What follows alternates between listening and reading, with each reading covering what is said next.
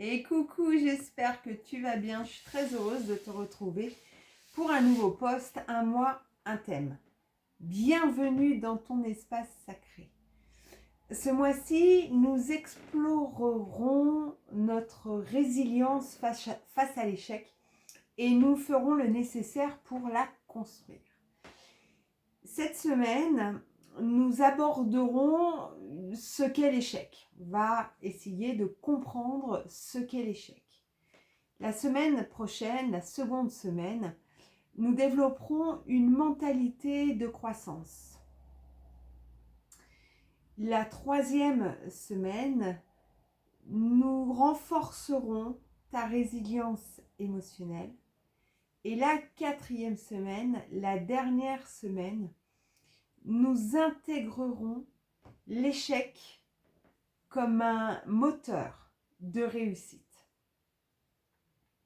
Alors, le tout avec un peu de théorie, c'est important, mais surtout de la pratique. Tu retrouveras les exercices comme depuis quelques temps à la fin de cette vidéo.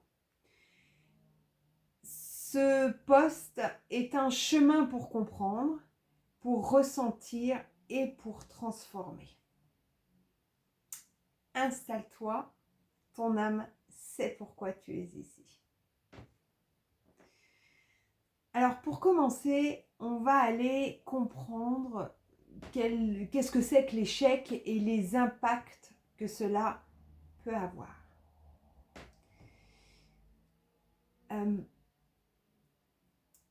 L'échec, les mouches qui m'embêtent, est une expérience où les résultats ne correspondent pas aux attentes ou objectifs que l'on a envisagés, que l'on a imaginés.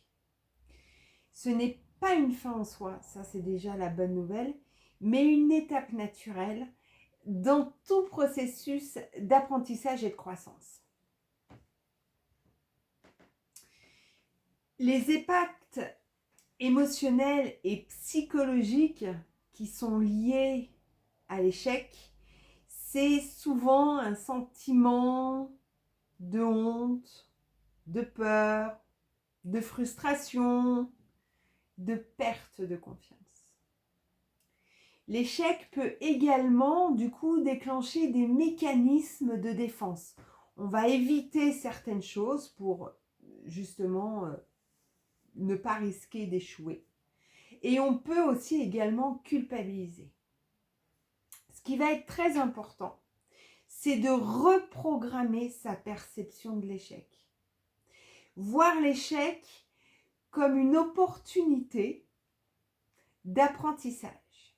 Alors, je vous entends déjà râler un petit peu en disant que c'est pas simple, mais c'est important de se rappeler que tous les grands accomplissements sont précédés d'erreurs ou de revers. C'est ce qui permet à chaque fois de s'améliorer et c'est ce qui permet d'aller toujours un peu plus loin.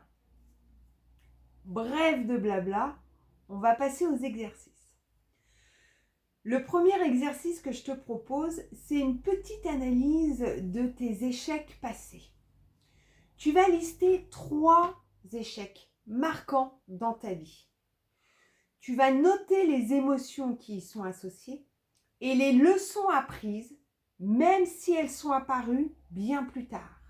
D'accord ? Même si, c'est pas arrivé sur le moment, mais que c'est arrivé plus tard, tu les notes. Ensuite, tu vas réaliser un journal de réflexion. Tu vas écrire une lettre à un ancien échec en le remerciant pour ce qu'il t'a appris. Tu vas le reformuler comme une étape nécessaire dans ton parcours. Alors, tu peux commencer par un petit échec et tu peux aller sur des échecs que tu considères plus grands un peu plus tard. Toujours un pas après l'autre. Et puis ensuite, tu vas faire un petit rituel de libération émotionnelle. Tu vas prendre une feuille et tu vas écrire ce que tu ressens à propos d'un échec récent ou ancien. C'est toi qui fais le choix. Tu vas ensuite déchirer la feuille ou la brûler en toute sécurité. Et ça va symboliser la libération des émotions négatives. Si tu as aimé, pense à liker, à partager. Et pour ne rien manquer, abonne-toi.